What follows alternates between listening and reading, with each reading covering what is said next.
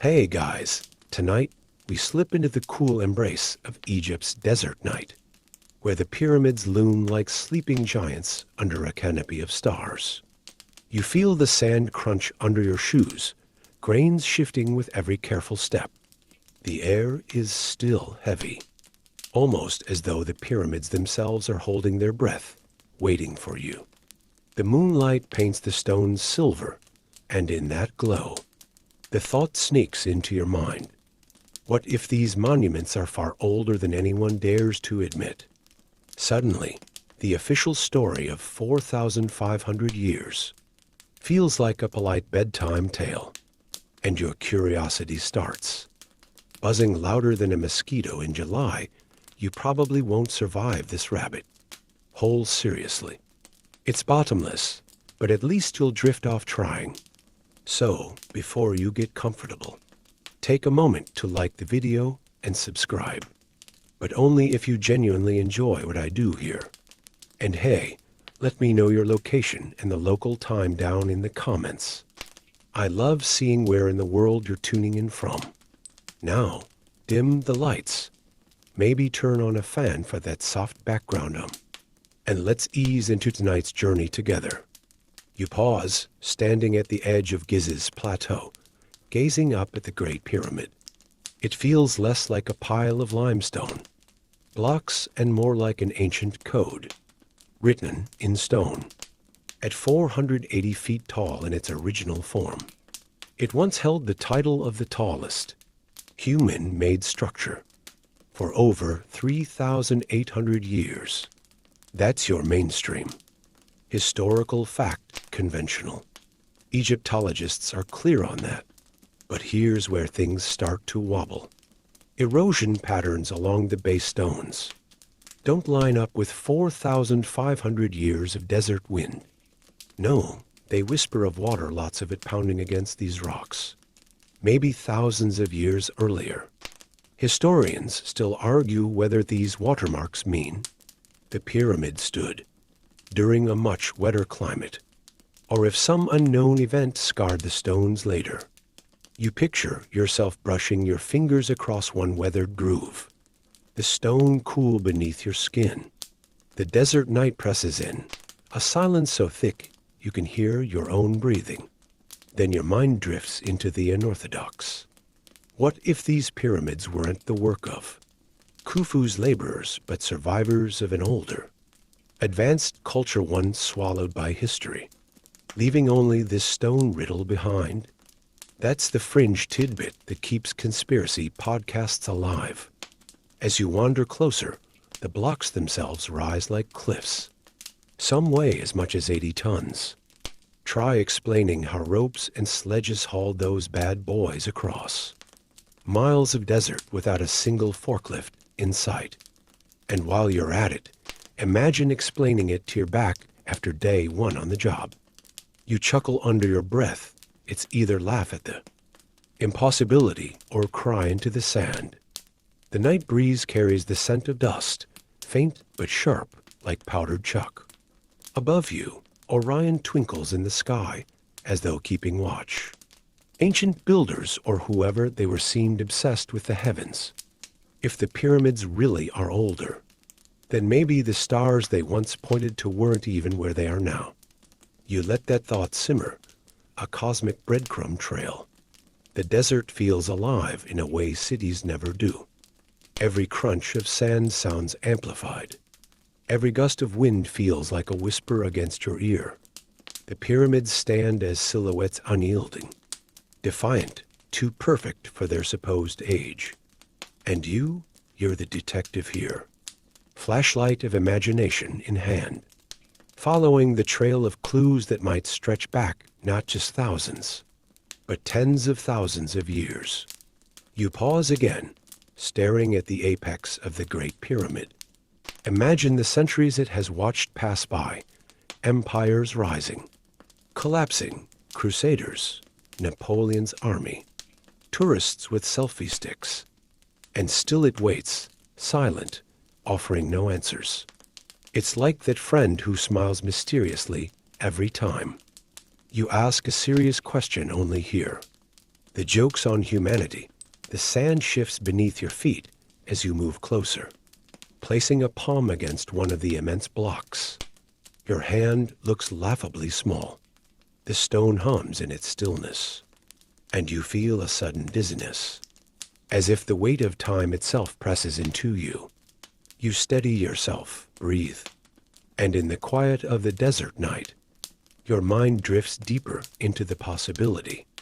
What if the history we've been told is just the tip of the pyramid? You crouch lower now, brushing your fingers over the weather-worn edges of limestone, blocks stacked like giant puzzle pieces. The stones don't lie. They carry scars, and these scars whisper. Not the neat, sharp cuts of chisels and hammers, but deep grooves and rounded ridges. They look like the work of water, not just a little rainfall, but torrents washing over them again and again, year after year. That's odd, isn't it? Because today, the Sahara is one of the driest places on Earth, a furnace of sand and wind. And yet here you are, staring at patterns that seem to belong to a different world entirely. Historians still argue whether these marks are the handiwork of ancient floods, heavy rains, or just the slow, cruel patience of time. The official line is that the pyramids are about 4,500 years old. Give or take, but the Sahara hasn't seemed consistent. Heavy rainfall in at least 7,000 to 8,000 years. Do the math. And suddenly, the pyramids start to feel like the person at a party who claims to be 30, but somehow knows every 70 seconds disco lyric by heart. Suspicious, right? The fringe thinkers have a field day with this one. Some suggest that the Great Pyramid and its siblings might have been standing here long before dynastic Egypt even existed, back when the Sahara was a lush green savanna teeming with hippos, crocodiles, and tribes of hunters. Picture that for a second. Instead of endless sand dunes, the horizon rolls with tall grass and flowing rivers. Birds swarm the skies, and herds of antelope kick up dust. And right in the middle of it all, these massive stone triangles jut into the sky like alien guests at a barbecue. The desert night air chills your skin as you pull your jacket tighter. You run your palm along another groove in the stone, tracing the curve like reading Braille written by rainstorms. The thought creeps into your mind, if this erosion is older than Egypt's pharaohs, who built the pyramids in the first place? And more importantly, why did they build them to last through climate shifts, floods, and ages of neglect? You hear the crunch of sand shifting under your boots, and for a moment, you imagine ancient laborers trudging alongside you, not the neatly organized workers of textbook Egyptology, but older, nameless builders, their voices swallowed by time. Maybe they sang as they worked. Maybe they cursed as they lifted impossibly heavy blocks. Or maybe, just maybe, they were trying to leave a message etched in stone for people. Like you, thousands of years later, we were here. We knew things you can't even imagine. Mainstream Egyptologists will tell you erosion is complicated. It could be groundwater rising and falling, or even salty winds doing their slow, abrasive dance. But there's something in the uneven smoothness, in the way some blocks seem melted, that keeps gnawing at your curiosity. You think of geologist Robert Schoch, who suggested the nearby Sphinx might show signs of rainfall erosion too. His claims sent shockwaves through the academic world back. In the 90s, some experts called it revolutionary. Others rolled their eyes so hard they nearly sprained them. Historians still argue whether Schoch was onto something big or just chasing mirages in the desert heat.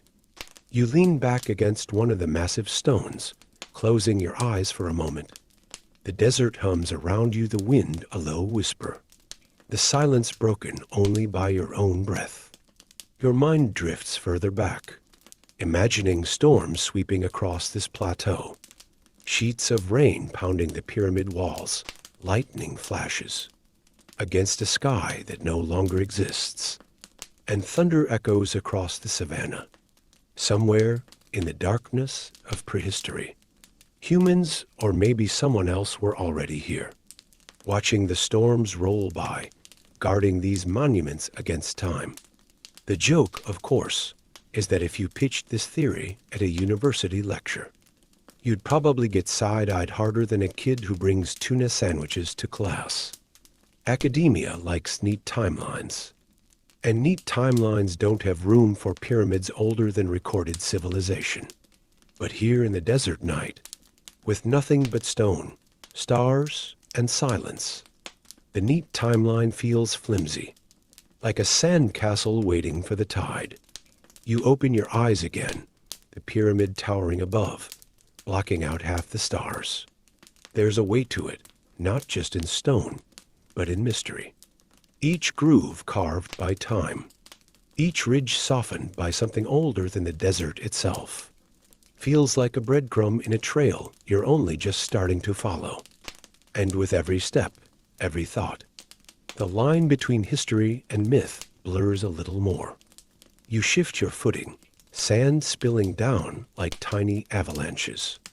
And for a fleeting moment, you can almost hear the rain again pattering. Relentless, soaking the desert that wasn't yet a desert. Maybe you're just imagining it. Or maybe the stones are still echoing with memories for older than you've been told.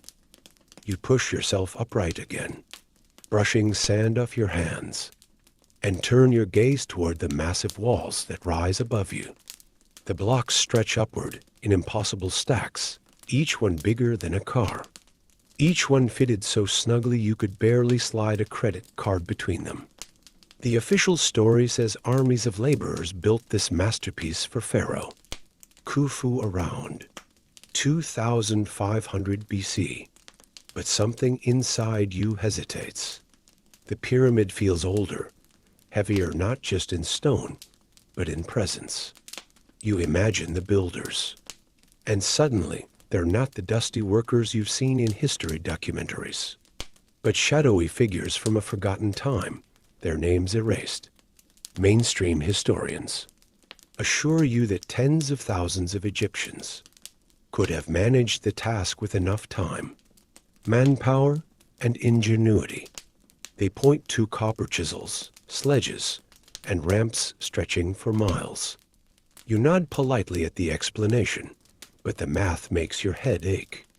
To finish in the 20 years Khufu supposedly reigned, workers would have had to place one block every 2 minutes, day and night, for decades. That's efficiency Amazon warehouses can only dream of. And here comes the quirky tidbit ancient stories, half myth and half legend, whisper that giants or godlike beings lent a hand. Some say they used forgotten machines, maybe sound vibrations, or some kind of lost tech that could lift stone, as easily as you lift a glass of water. Historians still argue whether these tales are just symbolic fluff, or if they hint at scraps of truth that slipped through the cracks of time. You can't help but smirk if lost civilizations did have advanced tech. They really should have left behind a manual. You run your fingers across one massive granite block hauled all the way from Aswan, hundreds of miles upriver. The idea of dragging this thing by boat or barge makes your arms ache in sympathy. And yet, somehow, the stone is here, part of the structure that has survived floods, invasions, earthquakes, and more tourists than it probably cares for.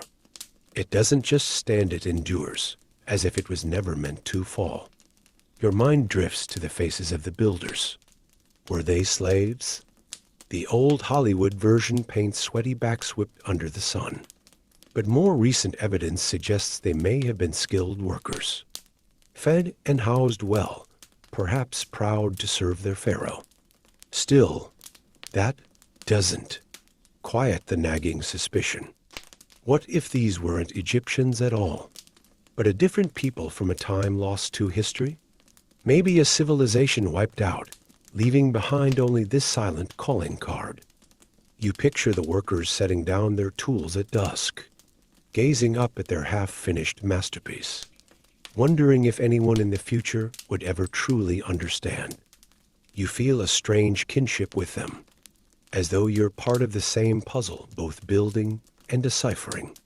Centuries apart, a gust of desert wind brushes your cheek, carrying with it a whisper, or maybe just the hiss of shifting sand. You glance around, half expecting to see someone standing in the shadows. Nobody's there, of course. Only you, the pyramids, and the stars. And yet, the sense of presence lingers like the builders never left, like they're still here, woven into the very stones. A joke crosses your mind. Imagine explaining, "This building project to your Hoa, yeah. I just want to put up a 480-foot stone triangle in my backyard. Shouldn't take more than 20 years tops." They'd laugh you off the block. But here in the desert, the joke is on us.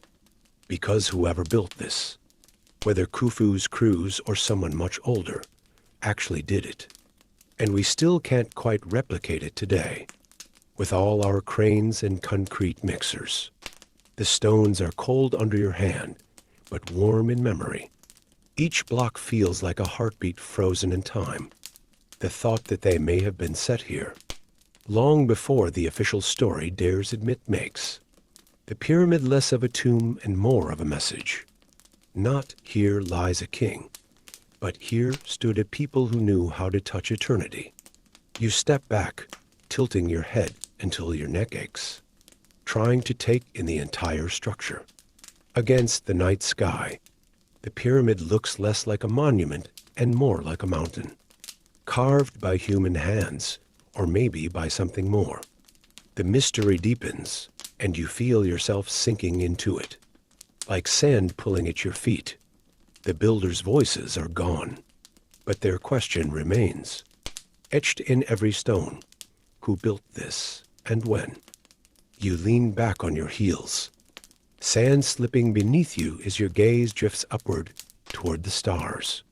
The desert night sky is vast and sharp, each constellation etched against blackness like an ancient road map.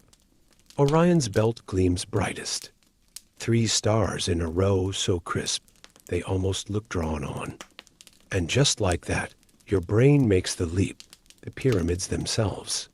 3 giant stones rising from the sand, echoing the pattern above. It's almost too neat to be coincidence, isn't it? Mainstream archaeology admits the alignment is impressive. Khufu, Khafre, and Menkaur's pyramids line up, strikingly with the 3 stars of Orion. That's the accepted fact. But what makes you pause is timing. If these pyramids mirror Orion, then maybe they weren't built to match the stars we see now, but the stars as they appeared long ago. Historians still argue whether the intended alignment matches 2,500 BC, or whether it points much further back, to 10,500 BC, when Orion sat lower on the horizon. That's nearly twice as old as the official story dares go. You close your eyes for a moment and imagine it, the same desert plateau, but under a different sky. Rivers running where today only dunes lie, grass waving in the breeze, and constellations shifted slightly in the heavens. People, whoever they were, look up, tracing those stars with their eyes, then look down at the massive stones they've placed to mimic them. It's not just construction. It's conversation, sky to earth, gods to humans, past to present. The quirky tidbit slips in here. Some fringe theorists claim the pyramids weren't just aligned with Orion, but part of a massive global star map, connecting sacred sites from South America to Asia. Imagine Earth as one giant. Connect the dots puzzle. Pyramids and temples as glowing markers, and the sky above as the template. If that sounds a little wild, well, you're not wrong, but lying here in the sand, staring up at Orion, it doesn't feel impossible either. A breeze brushes your cheek, and for a heartbeat, you can almost see the ancients stargazing beside you. Their voices are low, reverent, as if they're watching gods walk across the sky. You chuckle softly to yourself today. We get excited when Netflix drops a new series. But thousands of years ago, people spent whole nights tracking star movements like cosmic gossip. Did you see where Orion rose last night? Oh yeah, total shift. Wild season ahead. Humans haven't changed much. We just swapped stars for social media. Your neck aches from staring upward, but you can't tear your eyes away. The stars look close, almost reachable. You think about how the pyramids would have gleamed in their prime, covered in white Tura limestone casing stones, shining so bright they reflected the starlight. The ancients might have seen them not as tombs, but as literal stairways to the heaven's cosmic launch pads for pharaohs, or whoever else these were built for. Historians, of course, remind us that star alignments can be subjective. Maybe it's coincidence. Maybe we're just seeing patterns because our brains are wired to connect dots. But deep down, you know humans have always loved stories. And the best ones are written across the night sky. The pyramids just happen to be the Earth's footnotes to that cosmic tale. The desert air grows colder, and you tug your jacket tighter around your shoulders. The silence is heavy, broken only by the distant call of a night bird. You trace the outline of Orion with your finger, then lower it to point at the pyramids below. Sky and stone, mirror and reflection. If the builders truly intended this, then they weren't just architects, they were astronomers, mathematicians, and dreamers all rolled into one. You roll onto your side, cheek against the cool sand, and laugh softly. Imagine explaining this to a friend. Yeah, I stayed up all night matching stars to pyramids. They'd probably nod politely and back away slowly. But here, under the endless Egyptian night, it feels right. It feels like the pyramids are speaking, not with words, but with alignment telling you that time is bigger than history. And history is bigger than what we've written in books. The sky above you feels older, wilder, and for a moment, you forget what century you're in. You're just another stargazer, lying in the sand, listening for whispers from the heavens. The sand shifts under your weight as you rise, brushing grains from your clothes, and your eyes catch the outline of another guardian in the moonlight, the Great Sphinx. It crouches there like a silent sentinel, half lion, half human, its massive paws stretching forward as though holding the desert in place. Even in the dark, you can see its scars, deep grooves etched into its body, like wrinkles carved by centuries. Mainstream history tells you the Sphinx was carved around 2500 BC, likely under Pharaoh Khafre, whose pyramid stands just behind it. That's the safe answer, the one you'll find in textbooks. But as you step closer, you notice the weathering doesn't look like it came from dry winds whipping sand. No, these ridges curve and smooth out in a way that screams water erosion, like the Sphinx once stood in a place where rain fell hard and often. Historians still argue whether this is just a trick of erosion, or solid evidence that the Sphinx is thousands of years older than we think.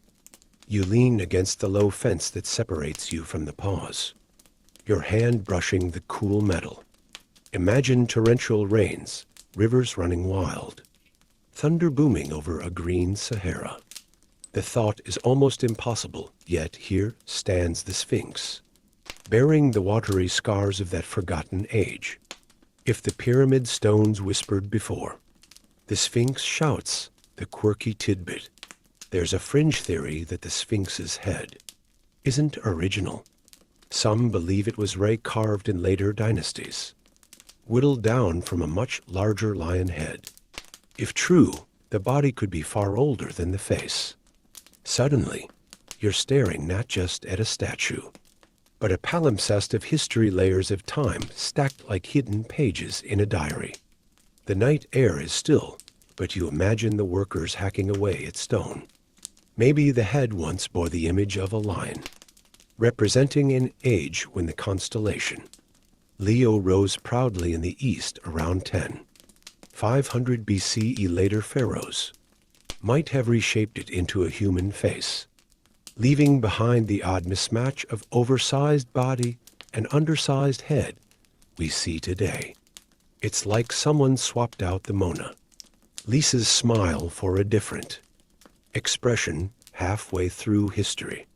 You chuckle softly to yourself. Imagine the ancient sculptor standing back, squinting and saying, close enough. But the truth lingers in the grooves, patterns too deep for a few thousand years of desert wind. You tilt your head, staring at the Sphinx's enigmatic face.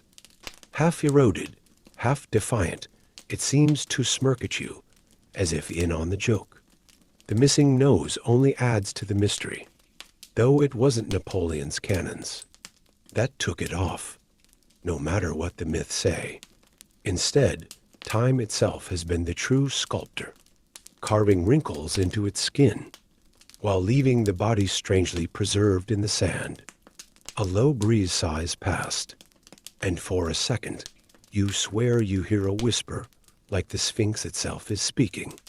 Not in words, but in presence, heavy and undeniable. It's older than it should be, older than the neat timelines allow. And you're just one more person trying to decode its stone riddle. You smile faintly. If history is a courtroom, then the Sphinx is the star witness, scarred, weathered, but still standing tall. The scholars can debate in journals. Fringe theorists can argue in forums. But the Sphinx just sits here, silent, letting its body speak for itself. The stars above glitter in quiet agreement. You pull your jacket tighter and step back, giving the guardian space. It has stood for millennia, seen floods and droughts, empires and tourists, kings and conquerors. Whatever age it truly belongs to, the Sphinx endures, waiting patiently for us to catch up. And as you turn back toward the pyramids, you realize the mystery is no longer just about when these monuments were built. It's about why they were built to last, as though their creators knew time itself would one day erase all answers, except the questions carved in stone. The night air presses closer as you wander back toward the looming shape of the Great Pyramid. But this time, your steps carry you toward the shadowed side, where the tourists don't usually go. The floodlights don't reach here, leaving only the dim glow of stars and moonlight to guide your path. The ground feels uneven underfoot, as if concealing more than it reveals. You pause, running your fingers along a rough seam in the stone, and notice a narrow shaft disappearing into the darkness. Your curiosity nudges you forward. You duck low, easing into the passage, your shoulders brushing against walls cool and damp from the chill of the night. The air smells stale, older than history, like dust that hasn't moved in thousands of years. Every step echoes, each sound bouncing back as though you're not alone. You joke to yourself, perfect spot for an Airbnb, if you don't mind claustrophobia and occasional ghost sightings. Mainstream archaeology acknowledges that the Great Pyramid isn't hollow. Exactly, but a honeycomb of chambers and passages. There's the king's chamber, the queen's chamber. The Grand Gallery, famous spaces mapped and photographed 100 times. But in recent years, scans using muon imaging have revealed something new: hidden voids. mysterious cavities above the Grand Gallery. Their purpose unknown. Historians still argue whether these are structural features meant to relieve weight, or secret rooms hiding treasures, texts, or maybe nothing at all. The quirky tidbit: explorers in the 1800s dynamited their way into parts of the pyramid, hoping to uncover lost chambers. They found passages, sure, but also left behind scars, proof of how desperate humans are to crack open stone secrets. Even now, theories swirl about concealed hallways leading to forgotten tombs, or perhaps to something far stranger, something meant to be kept hidden until the right time. You duck deeper into the shaft, your breath echoing louder now. The air grows heavy, pressing against your chest, but you press forward. In the dark, your imagination paints shapes on the walls, glyphs that might not even exist, figures moving just beyond the corner of your vision. You chuckle softly, nerves bubbling up. Nothing like a midnight crawl into ancient tunnels to remind you of every bad horror movie you've ever seen. Your hand brushes against a smooth patch of stone, almost polished. The rest of the wall is rough, worn, but this spot feels deliberate. You wonder if ancient hands placed it here as a marker, a quiet X that says, deeper secrets lie ahead. The silence thickens until you can almost hear your own heartbeat echo back at you, like the pyramid itself is listening. The shafts twist and turn in your mind, a labyrinth with no map. You recall how some of these tiny tunnels point directly to stars, like the northern shaft of the king's chamber, aligning with Thuban, the pole star of 2500 BC, if that alignment is real. Maybe these passageways weren't just hallways but celestial sightlines, stone telescopes pointing to eternity. And if the pyramid is older, then those alignments might shift to a different sky altogether, one painted in the deep past. You pause, crouched in the silence, and imagine torches burning here thousands of years ago. The flicker of firelight on the walls, shadows dancing, workers crawling on their bellies to finish some hidden task. Were they sealing something in, or sealing us out? The thought makes your skin prickle. A faint draft brushes your face, cool and unexpected, as though the pyramid is breathing. You follow it, crawling a little further, until the tunnel narrows too much to continue. You sit back, catching your breath, listening. The silence is absolute, like the pyramid has swallowed every sound. And in that silence, you feel the weight of millennia pressing down, not crushing, but enclosing like a secret too heavy to carry, yet too important to let go. You turn, inching your way back toward the open night. The stars greet you again, glittering above the desert. You inhale deeply, the fresh air sharp in your lungs. And as you look back at the pyramid, a thought lingers like the aftertaste of mystery. If these hidden chambers hold the truth, maybe it's not gold or scrolls they're keeping. Maybe it's something far more unsettling: silence itself, locked away for us to puzzle over until sleep finally takes us. The night feels heavier now, as if the air itself thickens around you after that crawl through stone. You shake the sand from your hands, glancing back at the Great Pyramid, and then your eyes drift outward past the plateau, past the dunes, past even the edges of history. Whispers ride the breeze, stories so old they've turned into myths. And among them, one name rises again and again: Atlantis. Mainstream history calls it a fable, Plato's philosophical parable about hubris and downfall. That's the accepted fact: Atlantis as allegory, not geography.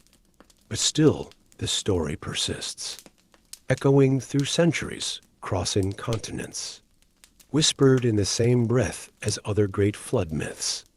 Historians still argue whether Plato invented it whole cloth, or whether he drew from older sources. Maybe half-remembered tales of real lost civilizations washed away at the end of the Ice Age. You let the idea swirl in your head. Could the pyramids be the fingerprints of that lost culture? You picture a people older than the pharaohs, wielding knowledge of the stars, stone, and sea. Maybe Atlantis wasn't an island, swallowed by waves, but a network of advanced societies, scattered across the globe. And maybe, just maybe, they left behind monuments too stubborn to erode, too massive to erase, triangles in stone standing like cosmic exclamation points. The quirky tidbit here: some fringe theorists believe survivors of Atlantis wandered the world after their homeland sank, teaching architecture and astronomy to whoever would listen. They point to similarities between the pyramids of Egypt, the ziggurats of Mesopotamia, and the step pyramids of Central America. Coincidence, or breadcrumbs from a drowned chapter of humanity's story? You smirk at the thought. If Atlanteans really did spread their knowledge, they apparently had a thing for very large triangles. Guess subtlety wasn't their strong suit. The desert wind hisses through the sand, and you imagine it carrying the voices of these forgotten travelers. They might have stood here once, watching the pyramids rise under their direction, the stars mirrored in limestone. Did they know their world was ending? Did they build as a warning, a message, or simply because they couldn't stop themselves from shaping eternity? You lean against a low stone, feeling its cool surface through your jacket, and you wonder how many people laughed at Plato when he first told his story. Probably as many as laugh at Atlantis theories today. But here's the thing about myths: sometimes they're just stories, and sometimes they're smoke from a fire we can't quite see. The stars above you shimmer, and for a fleeting moment, you imagine them as windows into that lost world. Maybe the builders of Atlantis looked up at the same constellations, charted the same movements, and used them to anchor their monuments. Maybe the pyramids aren't just Egyptian, they're Atlantean signatures left behind. Proof that history runs deeper than textbooks dare suggest. A small laugh escapes you. Picture trying to pitch that idea to your high school history teacher. Yeah, Mr. Jones, the pyramids were actually built by Atlanteans, and Orion's belt is basically their logo. You'd fail the class instantly. And yet, under this sky, with sand crunching beneath your boots and stone giants looming over you, the wild theories don't feel so wild. They feel possible, whispered truths waiting to lull you deeper into mystery. You close your eyes and breathe in the desert air, the faint tang of dust on your tongue. The silence presses closer, not empty but full, as if holding its breath with you. And in that silence, you can almost hear the echo of a drowned city, its last voices carried across time, leaving only stone and stars to tell their tale. You wander a little farther from the pyramid's shadow, the sand crunching underfoot, when the air shifts again, not just wind, but an eerie sensation that the desert itself is listening. You look up at the night sky, and the 3 stars of Orion's belt stare back at you like watchful eyes. You already know the mainstream fact. Many scholars agree the pyramids were deliberately aligned with those 3 stars, a kind of celestial mirror etched into the earth. The alignment seems too precise, too intentional to be dismissed as coincidence. But then comes the twist, the part that keeps debates simmering like an unsolved riddle. Historians still argue whether the layout matches Orion's belt, as it appeared in 2500 BC, the era of Khufu, or whether it fits an even earlier sky, one visible in 10,500 BC, if the latter were true. That would shove pyramid construction thousands of years back into an age when humans weren't supposed to be building anything. Beyond mud huts and campfires, the quirky tidbit, the shafts inside the Great Pyramid, the ones you crawled through in your mind earlier, don't just point to random spots in the sky. Some align directly with stars Sirius, Orion, Thuban. Imagine lying flat in one of those narrow stone tunnels, staring through a tiny opening, and watching a star drift into view, like a cosmic telescope built not for science, but for ritual. And you think, if these are telescopes, who exactly were they watching for? You let your eyes trace the stars, feeling a pull like gravity, though it's only light across impossible distances. Your head tilts as if the constellation itself leans toward you, whispering through millennia. Maybe the pyramid wasn't just a tomb.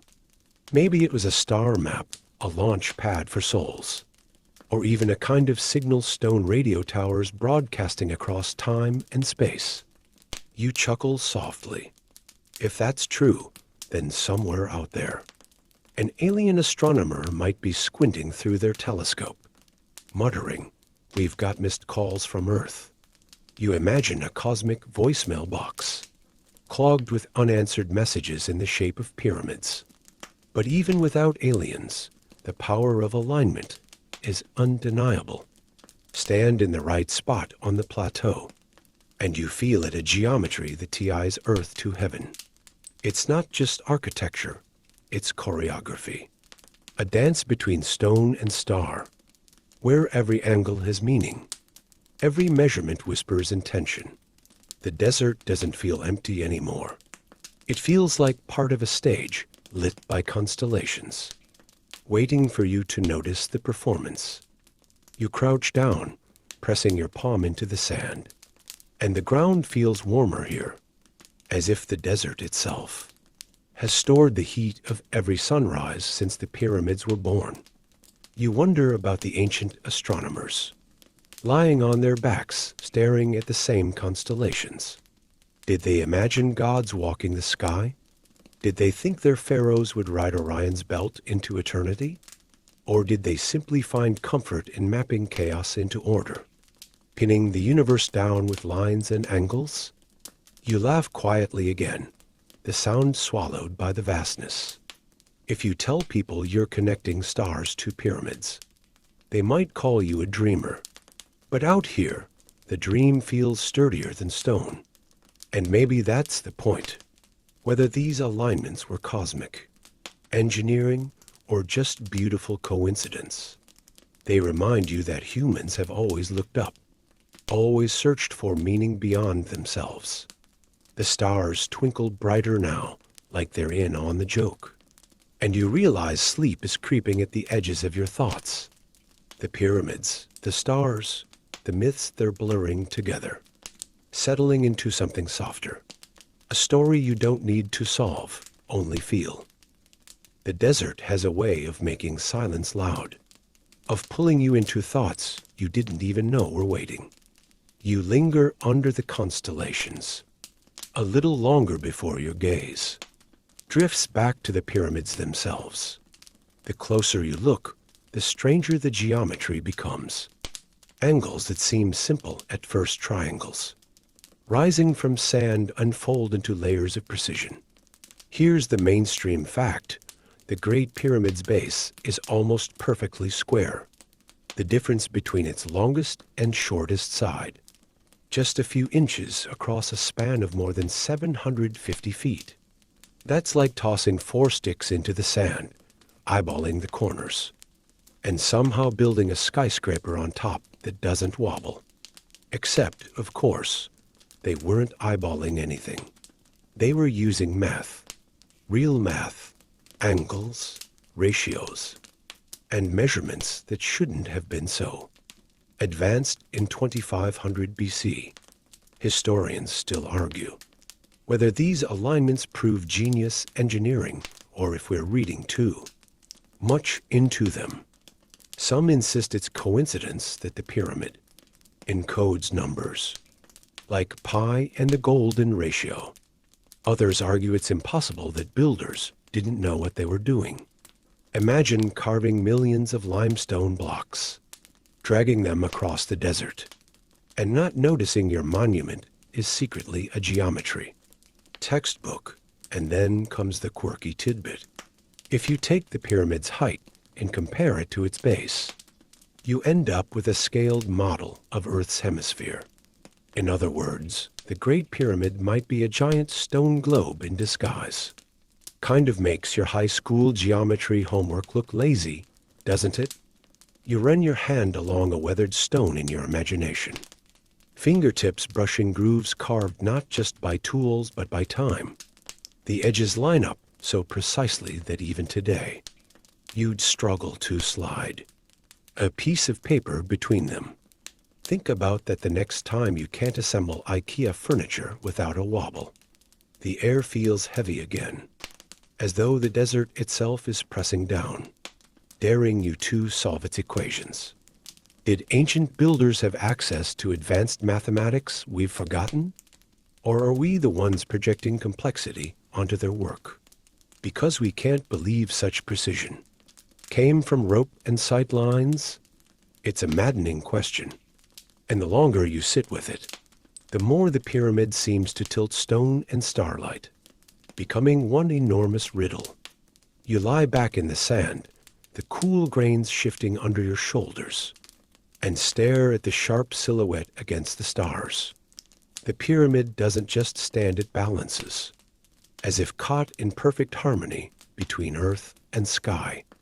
That harmony hums in your chest, lulling you deeper into the story, making the line between dream and history blur.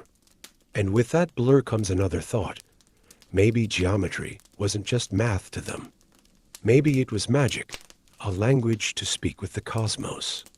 Maybe the pyramid is less a tomb and more a spell angles, and ratios woven together like a song too slow for human ears to hear.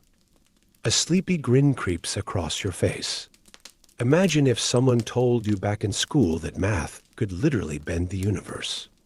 You'd probably have paid more attention.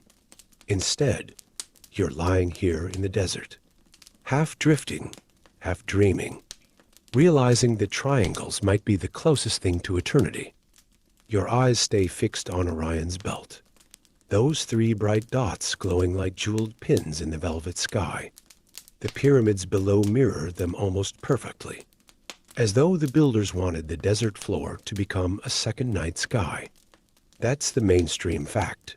Many Egyptologists accept that the Great Pyramids align with Orion's belt, though the level of precision is still hotly debated. But then, here comes the slippery part. Historians still argue whether the alignment is best explained by the night sky of around 2500 BC, or if the pyramids line up even better with how Orion looked back in 10,500 BC. That's a gap of 8,000 years.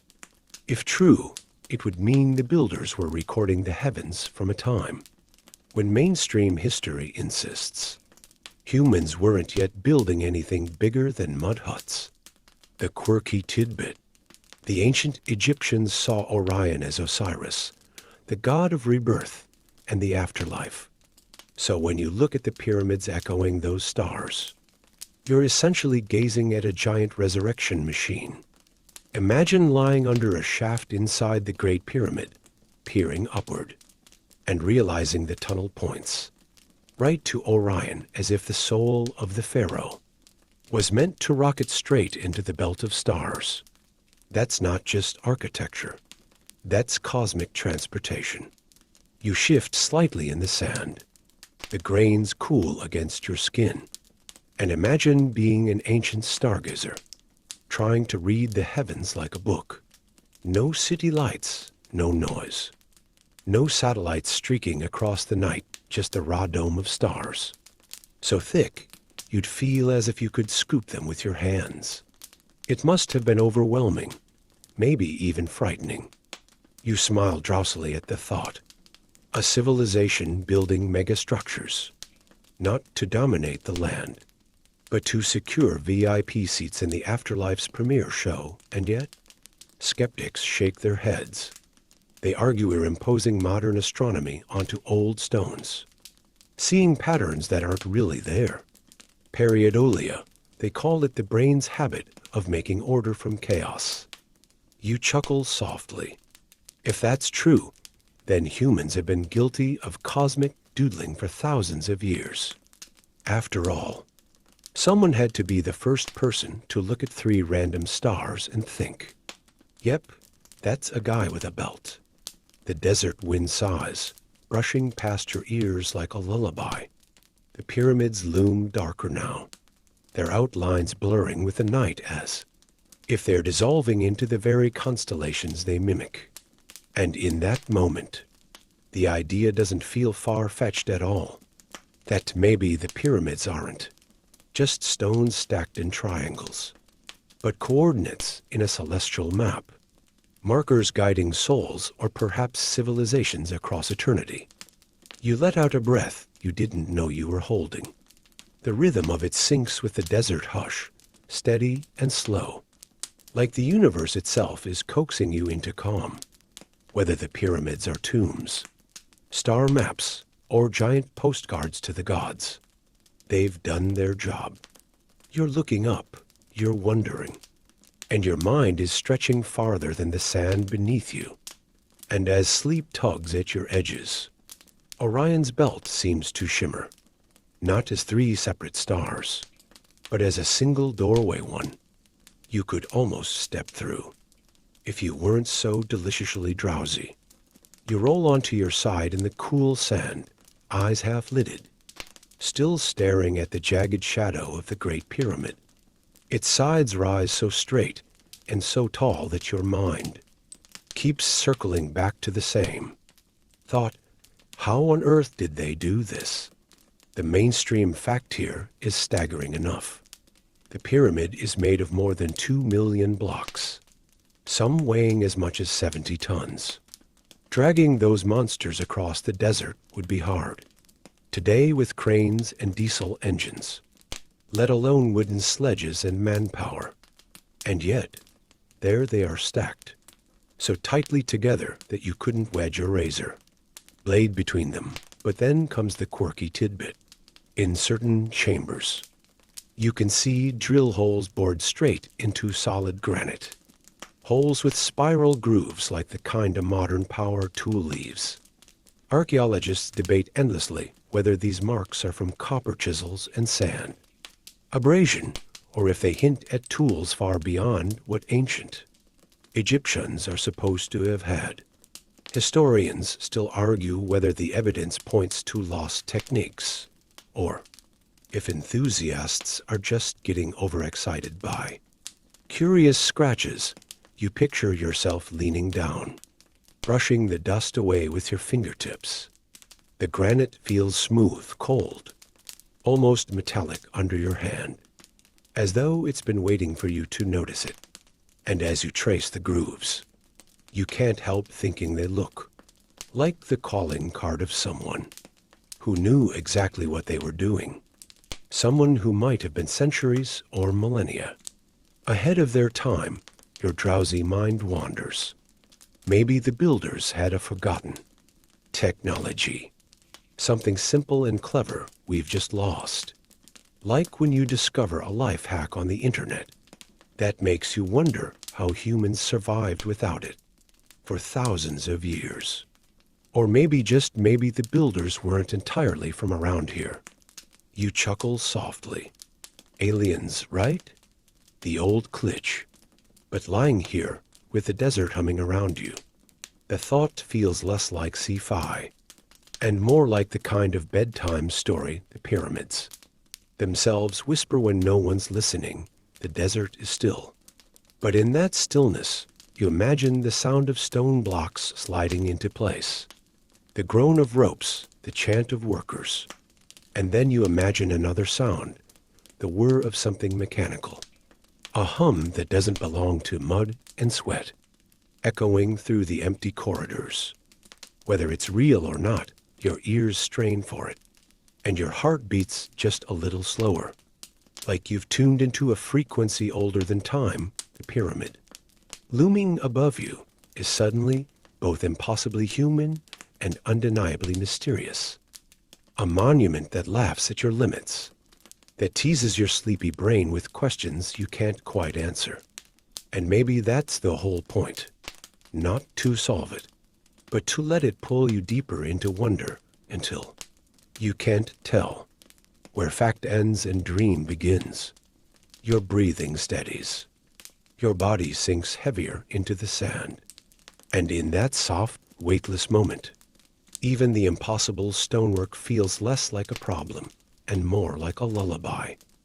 The air cools further as the night stretches on, wrapping you in a blanket of silence broken only by your own steady breaths. Your gaze drifts toward the pyramid's tip, that sharp peak cutting into the sky like a frozen lightning bolt. You imagine what it once looked like when it wasn't a jagged ruin, but capped with gleaming, white limestone casing stones. That's the mainstream fact, those outer layers. Once reflected sunlight, so brightly that the pyramids glowed, earning them the nickname Ikhet, meaning glorious light. By day, they would have shone like beacons. By night, they probably shimmered in moonlight like giant lanterns guiding the desert. But here's the quirky tidbit. Some legends claim the pyramids weren't just capped with limestone, but with gold. Imagine the sun rising over the desert, its rays catching the golden tip and scattering across the Nile like a spotlight. Historians still argue whether this is literal truth or symbolic storytelling. But the image is irresistible, a cosmic lighthouse blazing for gods and mortals alike. You tilt your head, half dreaming, and the image morphs further. What if the glowing cap wasn't just decorative? What if it was functional? Some fringe theories suggest the pyramid acted as a kind of ancient power plant, the gold capstone conducting energy down through the stone like a colossal battery. Electricity flowing through the desert sands sounds ridiculous, right? And yet, as the pyramid towers silently above you, the idea hums in your bones. Your eyelids droop as you imagine standing at the base in those days, shielding your eyes from the glare. The stone so polished it nearly blinds you. Workers trudge past, their shadows swallowed by light, their sweat sparkling like stars. And in the distance, villagers whisper about how the gods themselves must live inside those shining peaks. You chuckle faintly. If today's world still argues about whether Wi-Fi signals are magic or science, imagine how mind-bending a pyramid glowing in the desert must have been for people thousands of years ago. The wind shifts, brushing cool across your face, as though the desert approves of your wandering thoughts. And suddenly, the pyramid doesn't seem like a tomb at all, but a beacon, its sharp summit pointing your soul toward the heavens, its base anchoring you firmly in the earth. A bridge between worlds radiating a light you can almost feel on your skin even now. The thought lulls you further, each breath heavier than the last. Your body drifts closer to stillness, your mind softening like wax under flame. And in that space, the pyramid shines again, not in daylight, not in moonlight, but in the endless glow of your imagination. The sand has cooled beneath you, and your fingers absent-mindedly draw little spirals into its surface. The pyramid looms, patient and unblinking, as though it's waiting for you to unlock some secret hidden in plain sight. Your mind drifts to one of the most curious features of all the strange shafts that run deep inside the Great Pyramid. The mainstream fact is that these shafts are incredibly precise, some angling upward toward specific stars like Sirius and Orion's belt. Archaeologists usually say they were symbolic passageways, channels for the soul of the pharaoh. To ascend to the heavens, you picture lying in the darkness of those narrow corridors, a thin beam of starlight piercing the gloom, pointing the way out of the stone like a cosmic GPS. But here comes the quirky tidbit, one of those shafts, sealed off for thousands of years, was explored with a tiny robot in 1993. It crawled along the dusty tunnel until it reached a tiny limestone door with copper handles. A door inside a shaft. What was it hiding? When another robot peeked behind it years later, all it found was another sealed door. Historians still argue whether this was simply an unfinished corridor, a symbolic construction, or something intentionally concealed. You smirk drowsily. It feels like the universe's slowest unboxing video. As your thoughts soften, you let your imagination run wild. What if behind that second door lies a chamber untouched since the beginning, filled with scrolls, treasures, or even blueprints of how the pyramids were built? Or maybe it's nothing at all, just a blank wall. A prank by ancient architects who knew their work would baffle future generations. A cosmic joke carved in stone. You roll slightly, the sand shifting beneath your weight, and picture yourself crawling through those claustrophobic shafts. The air stale, your shoulders brushing the walls. Your flashlight beam quivers on the stone, and ahead, the copper-handled door gleams faintly in the dark. Your heartbeat slows, your breath echoes, and you realize you're on the threshold of something deliberately hidden. The suspense curls in your chest, warm and drowsy, like a secret only you're meant to dream about. The pyramid, silent above you, becomes less of a building and more of a puzzle box. Its corridors are riddles, its chambers questions, its shafts cosmic arrows pointing somewhere you can't quite follow yet. And as your mind drifts, you laugh softly to yourself. Imagine if the door opened and all it revealed was a centuries old. Note that red made you look.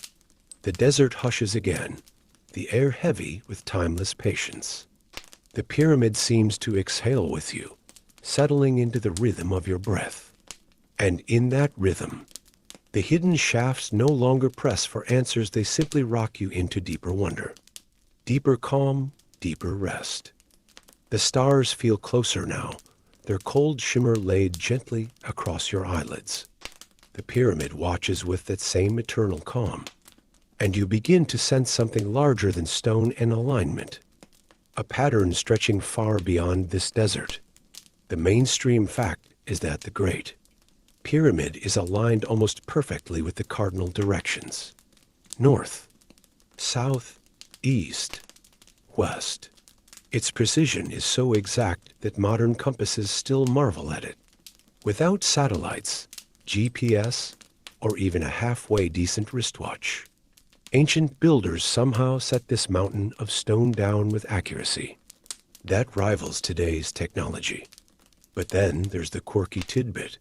The 3 pyramids of Giza line up, almost exactly with Orion's belt.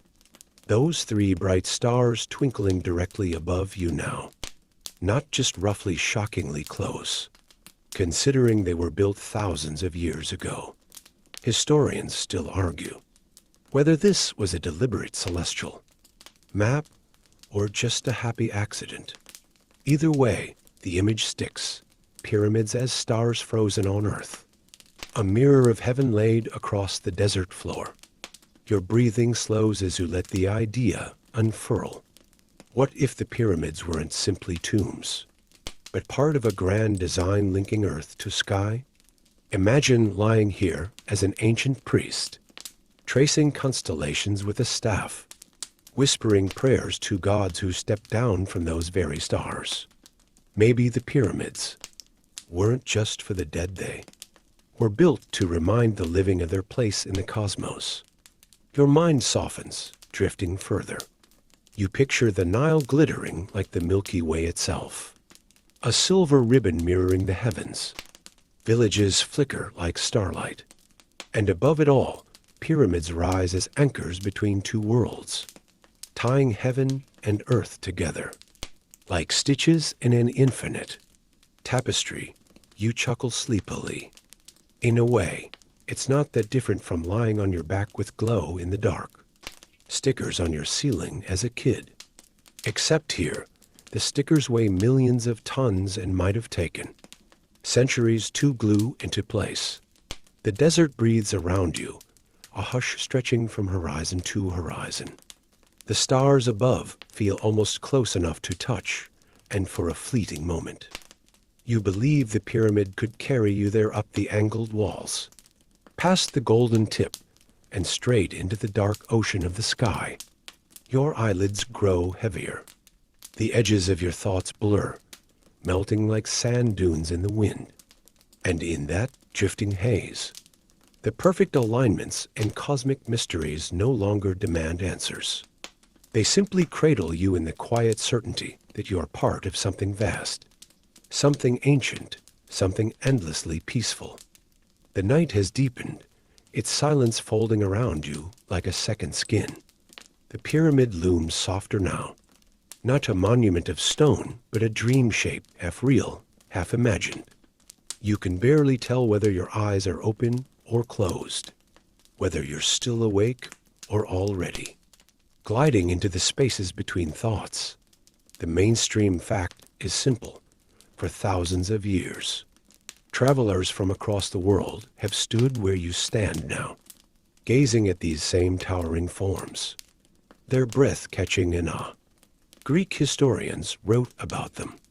Roman soldiers carved graffiti into their walls, and medieval explorers carried home wild tales of secret chambers filled with treasure.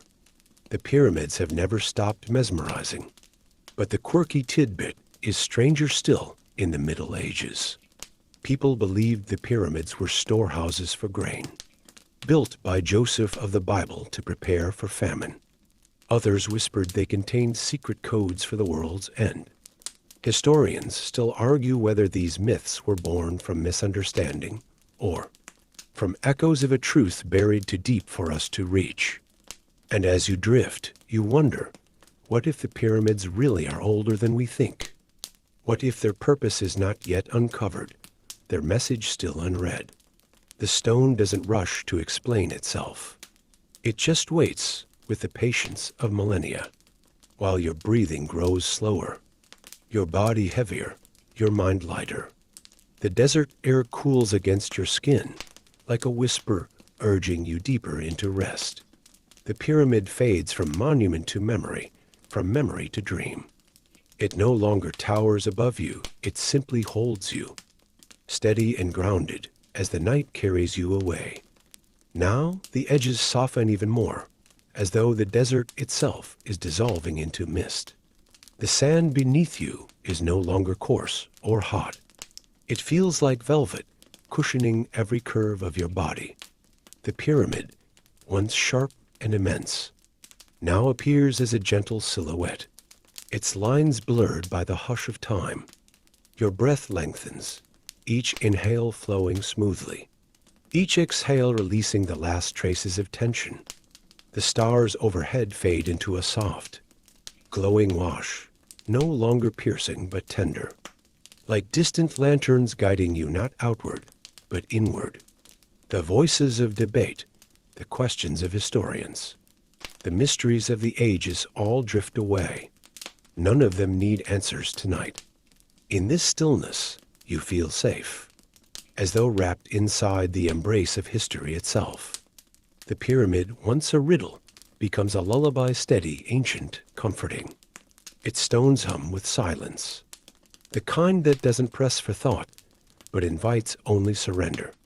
The night deepens, yet you feel lighter, as though floating just above the sand. Every sound, every image, every whisper of curiosity folds softly into rest. The desert has no urgency, no deadlines. Only eternity, and in eternity, sleep is always enough. So you let go, drifting further as the last glimmers of light dim gently around you. The pyramid stands eternal, but your mind no longer needs to climb it, question it, or solve it. All it needs to do is rest, and so it does.